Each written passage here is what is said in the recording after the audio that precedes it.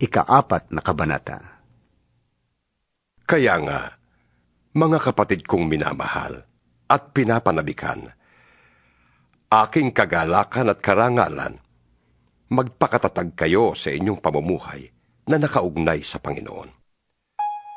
Nakikiusap ako kina Euodia at Syntyche na sila'y magkasundo na bilang magkapatid sa Panginoon.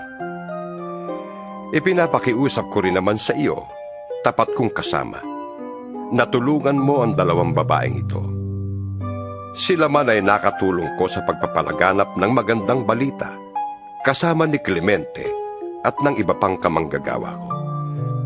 Ang pangalan nila ay nakasulat sa aklat ng buhay. Magalak kayong lagi sa Panginoon. Inuulit ko, magalak kayo. Ipadama ninyo sa lahat ang inyong kagandahang loob. Malapit nang dumating ang Panginoon. Huwag kayong mabalisa tungkol sa anumang bagay. Sa halip, hingin ninyo sa Diyos ang lahat ng inyong kailangan sa pamamagitan ng panalangin may pasasalamat. At ang kapayapaan ng Diyos na hindi kayang maunawaan ng tao, ang mag-iingat sa inyong puso at pag-iisip dahil sa inyong pakikipag-isa kay Kristo Jesus.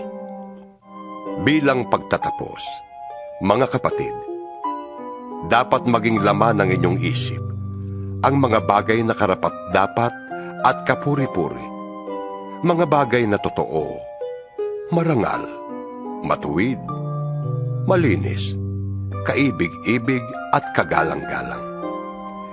Isagawa ninyo ang lahat ng inyong natutuhan, tinanggap, narinig, at nakita sa akin. Sa gayon, sa inyo ang Diyos na nagbibigay ng kapayapaan. Labis akong nagagalak sa Panginoon, sapagkat pagkaraan ng mahabang panahon, minsan pang ipinamalas ninyo ang inyong pagmamalasakit sa akin. Alam kong hindi ninyo ako nalilimutan. Wala nga lamang kayong pagkakataong matulungan ako. Hindi ko sinasabi ito dahil sa kayo'y hinahanapan ko ng tulong. Natutunan ko ng masiyahan, maging anuman ang aking kalagayan. Naranasan ko ng maghikahos. Naranasan ko na rin ang malagana. Natutuhan ko na ang lihim kung paanong masiyahan sa anumang kalagayan sa buhay. Ang mabusog o magutom, ang managana o maghirap.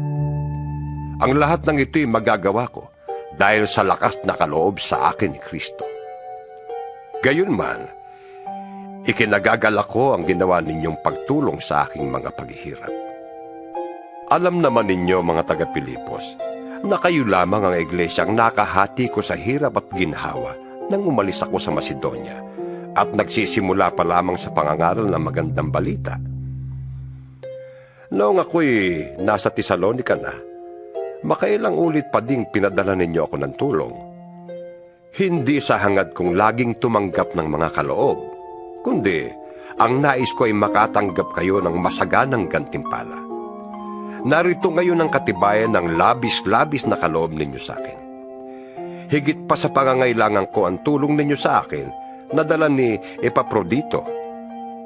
Ang mga ito ay tulad ng mabangong handog sa Diyos, mga alay na katanggap-tanggap at kaaya-aya sa Kanya.